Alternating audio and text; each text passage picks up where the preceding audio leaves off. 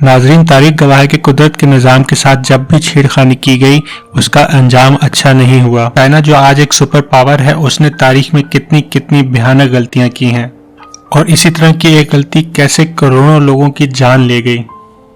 اس کہانی کی شروعات ہوتی ہے 1958 سے، جب چائنا اکانومی کی دوڑ میں دنیا میں سب سے آگے نکلنا چاہتا تھا۔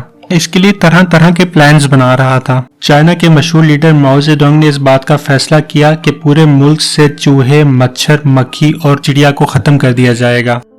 ناظرین، آپ سوچ رہے ہوں گے کہ ایسا فیصلہ کیوں کیا گیا؟ ماؤ کا ماننا تھا کہ چائنا اسی وقت ترقی کرے گا جب اس کی قوم صحت مند ہوگی، اور زیادہ تر بیماریاں انہی کیڑے مکوڑوں کی وجہ سے پھیلتی ہیں۔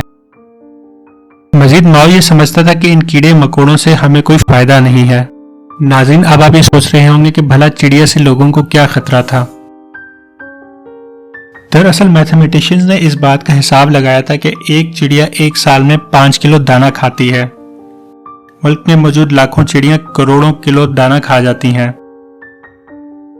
اسی لیے 18 مارچ 1958 کو اس بات کا اعلان کیا گیا کہ یہ چاروں چیزیں، چڑیا، مچھر، مکھی اور چوہے، جہاں نظر آئے ان کو مار دیا جائے۔ لیکن ان کو آنے والے بھیانک انجام کا اندازہ نہیں تھا۔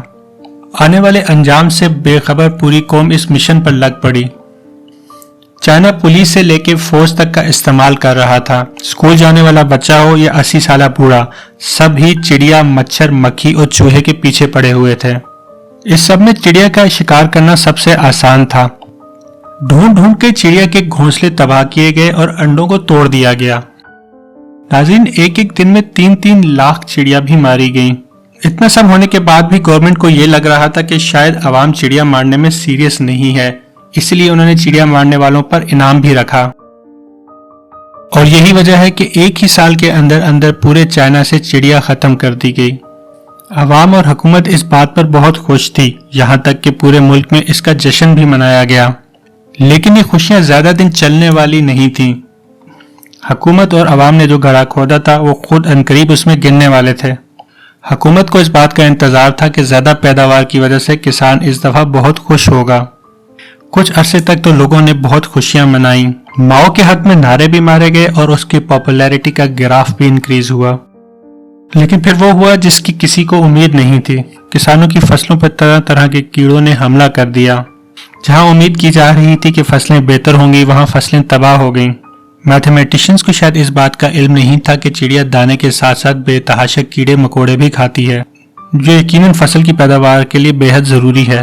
اب حکومت کی دوڑیں لگ چکی تھی، انہوں طرح کے کیمیکلز اور دوائیاں کسانوں کو دیے، لیکن کیڑے اتنی زیادہ تعداد میں تھے کہ کچھ بھی کام نہ آیا، بلکہ زیادہ زہریلی دوائیوں نے فصلوں کو مزید خراب کیا۔ کیڑے نہ صرف فصلوں کو بلکہ شہر میں موجود لوگوں کے لیے بھی وبال جان بن گئے تھے۔ لوگوں کو بیماریوں سے بچانے کے لیے جو اقدامات اٹھائے گئے، انہی اقدامات کی وجہ سے اس سے بھی زیادہ لوگ بیمار پڑ گئے۔ حکومت اور قوم کی بیوقوفی نے پورے ملک کا ایکو سسٹم برباد کر دیا تھا۔ یہاں سب کچھ ختم نہیں ہوا، بلکہ یہ سب کچھ قدرت کے نظام میں عمل دخل کرنے کے انجام کا آغاز تھا۔ آگے چل کے پورے ملک میں قحط ٹوٹ پڑا، فصلیں تباہ ہو گئیں اور جو تھوڑی بہت فصلوں کی پیداوار ہوئی وہ کسانوں نے خود اپنے پاس رکھ لی۔ پورے ملک میں کھانے کے لیے کچھ نہیں بچا اور لوگ بلک کر بھوکے مرنے لگے۔ فروری 1960 میں چائنا کو اپنی غلطی کا احساس تو ہو چکا تھا، لیکن اب بہت دیر ہو چکی تھی۔ چڑیا اور باقی کیڑے مکوڑوں کو جو مارنے کی مہم شروع کی گئی تھی اس کو ختم کر دیا گیا، لیکن یہ سب ہونے سے پہلے چائنا کی معیشت تباہ ہو چکی تھی۔ ایک اندازے کے مطابق اس دوران 4 کروڑ لوگوں نے بھوک کی وجہ سے اپنی جان گنوائی۔ باقی ممالک سے پرندے لا کر چائنا کے ایکو سسٹم کو بہتر کرنے کی کوششیں کی گئیں۔ ناظرین، اس حماقت کو اگر انسانیت کی سب سے بڑی غلطی کہا جائے تو غلط نہ ہوگا۔ ناظرین، بے شک اللہ نے کوئی بھی چیز بیکار نہیں بنائی۔ اس دنیا کے نظام کو قائم رکھنے کے لیے ایک چینٹی بھی اتنی ہی قیمتی ہے جتنا ایک انسان۔ اور جلد ملیں گے نئی ویڈیو کے ساتھ، تب تک اللہ حافظ۔